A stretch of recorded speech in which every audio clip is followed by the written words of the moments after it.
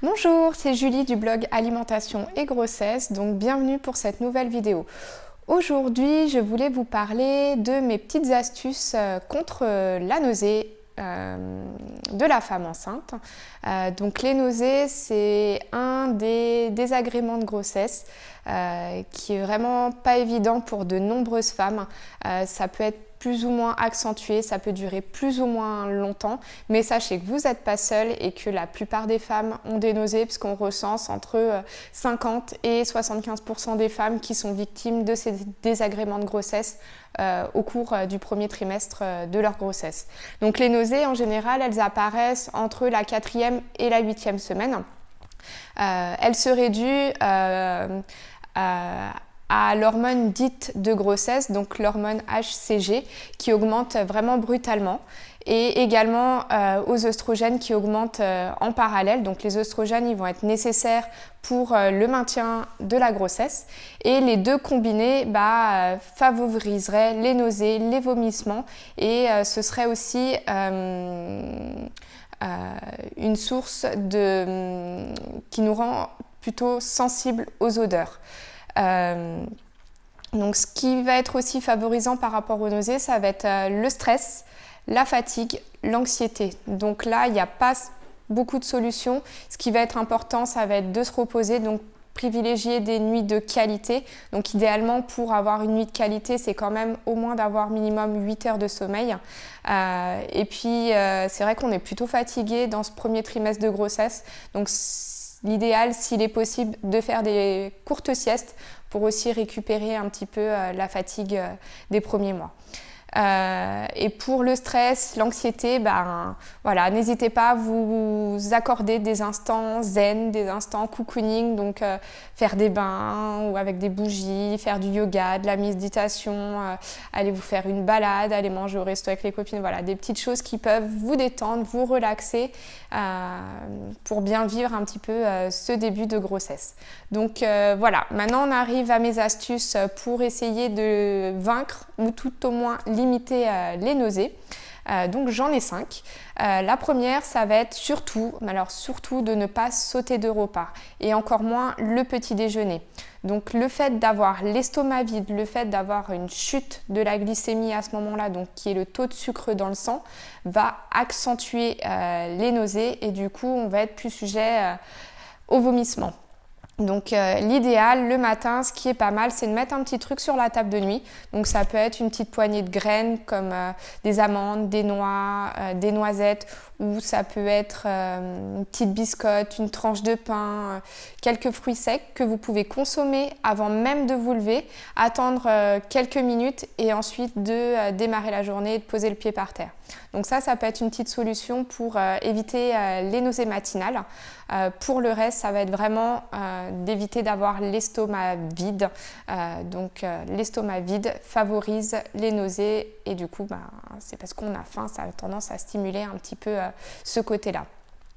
Autre point essentiel, donc l'astuce numéro 2, ça va être de fractionner votre alimentation. Donc ça va être de faire plusieurs petits repas au sein de la journée, donc des repas légers. Fractionner, ça ne veut pas dire non plus manger plus au global pour la journée. C'est plutôt, on va prendre un repas et puis on va le dissocier un petit peu en deux. On peut utiliser, par exemple, si on prend un petit déjeuner classique, c'est garder une petite tranche de pain et le fruit et puis le mettre 2 heures plus tard, 2-3 heures plus tard dans la matinée. Donc comme ça, ces petites prises à répétition au fil de la journée vont vous permettre d'éviter d'avoir l'estomac vide, d'avoir à jouer un petit peu contre la baisse de la glycémie, donc ce taux de sucre dans le sang, et du coup d'essayer de minimiser un petit peu les nausées qui peuvent apparaître dans ces moments-là. Autre point, ça va être d'éviter tout ce qui est plat gras, plat style un peu friture, plat en sauce, plat avec des épices. Donc c'est des préparations qui vont être plutôt difficiles à digérer. Et qui dit digestion difficile dit aussi que ça peut favoriser les nausées. D'autant plus que ce genre de plat, souvent ils émettent des odeurs qui peuvent être agréables en temps normal, mais du coup qui peuvent venir vite un problème au cours de ce premier trimestre de grossesse. La quatrième astuce, ça va être aussi de plutôt privilégier les repas froids. Donc les repas froids ont l'avantage de dégager moins d'odeur. Donc c'est vrai que comme on a une hypersensibilité aux odeurs, le fait qu'il y ait moins d'odeur, ça peut aussi favoriser les prises alimentaires. Et enfin, ma dernière astuce, ce sera le gingembre. Le gingembre a des réelles propriétés contre les nausées. Il peut être efficace donc à consommer. Donc ça peut être soit frais, soit confit. Donc on peut l'intégrer très bien sur des préparations. On peut l'utiliser en infusion. Voilà, donc ça permet un petit peu de jouer sur les nausées. Si toutefois le goût ou l'odeur du gingembre ne vous conviendrait pas et serait source d'accentuer vos nausées, ça existe aussi sous forme de gélules, donc en format complément alimentaire, et du coup ça peut être une autre option pour essayer de jouer un petit peu contre vos nausées. À savoir que ces astuces sont des règles générales. Ce qui marche chez une femme ne marchera pas forcément chez une autre. Donc on est toutes différentes. Et puis aussi, c'est pas parce que vous avez eu des nausées à votre première grossesse que vous en aurez aux grossesses suivantes. Chaque grossesse sera bien sûr différente. Pour ma part, moi, comment j'ai vécu un petit peu les nausées pendant mes 2 grossesses, la première grossesse, j'ai pas eu spécialement de nausées, si ce n'est que j'ai eu pas mal de dégoût pour pas mal d'aliments que j'aimais bien habituellement. Donc après, c'est vrai qu'on associe dégoût et nausée un petit peu, on met dans le même panier, ça vient un petit peu dans ces désagréments de grossesse. J'ai notamment été dégoûtée des laitages. J'ai toujours beaucoup aimé les laitages et puis en fait, depuis mes grossesses, c'est plus trop mon truc. Je trouve cet esprit un petit peu pâteux en bouche et le goût et l'odeur, enfin voilà, ça me revenait plus du tout. Donc ça, j'y ai banni complètement. Après, il y a eu les odeurs de tabac. Donc ça, c'était vraiment le truc super difficile pour moi. Donc moi je suis non fumeuse, donc déjà c'est pas non plus une odeur que j'apprécie particulièrement, mais mon mari étant fumeur, même s'il prenait soin de toujours, il a toujours fumé à l'extérieur sur le balcon, c'est vrai que même s'il a fumé à l'extérieur, le fait que dès qu'il rentre, ça embaume un petit peu la pièce et puis là, c'est juste l'horreur. Donc ça, c'était un petit peu le point compliqué. J'ai aussi des petits soucis par rapport à mon travail parce que lors de ma première grossesse, je travaillais en milieu hospitalier, donc en maison de retraite. Et le matin, quand j'arrivais à 8h30, c'était le moment d'échange, des toilettes. Et du coup, l'ambiance générale dans les couloirs, c'était pas forcément la plus sympathique. Et là, pour moi, c'était un peu compliqué. Donc c'était un moment où je restais un petit peu cloîtrée dans mon bureau. J'attendais un petit peu le milieu de matinée, que l'air ambiant soit un peu renouvelé pour pouvoir sortir et faire mon travail dans les services. Voilà.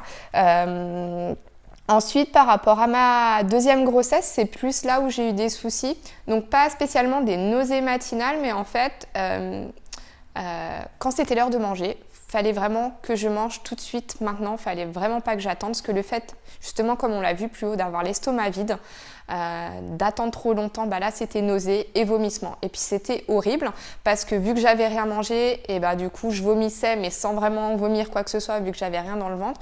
Du coup ça faisait des énormes crampes d'estomac, donc pas super agréable. Une fois que j'ai bien repéré donc ce qui se passait, j'ai pris soin de bien fractionner mon alimentation. Et puis je faisais en sorte de, quand c'était l'heure quoi. Il n'y avait pas un autre truc à faire, c'était maintenant je mangeais, quitte à décaler à la limite un petit truc du repas s'il fallait vraiment attendre, voilà. Ou même quand on était invité et que ça allait traîner un petit peu, je prévoyais une petite collation avant de partir parce que ça c'était vraiment le truc qui me revenait pas du tout. En tout cas, à partir du moment où je l'ai identifié, que je l'ai bien compris et que j'ai trouvé quoi mettre en place, c'était réglé, hein. Ça m'est arrivé, je crois, 3-4 fois. Et puis après, c'était fini. Encore une fois, sur ma deuxième grossesse, il y a eu ces fameuses odeurs qui restent un petit peu problématiques.